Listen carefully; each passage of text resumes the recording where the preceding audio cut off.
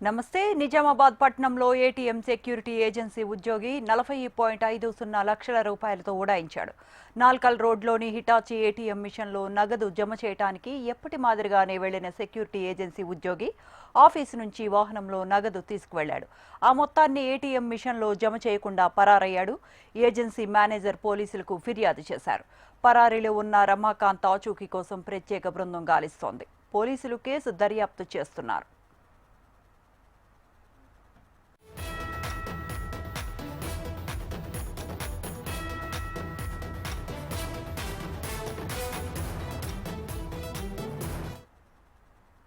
Right.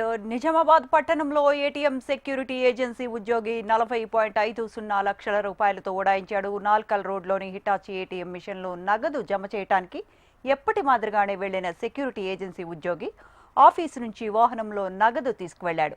ఆ మొత్తాన్ని ATM మిషన్లో జమ చేయకుండా పరారయ్యాడు. ఏజెన్సీ మేనేజర్ పోలీసులకు ఫిర్యాదు చేశారు.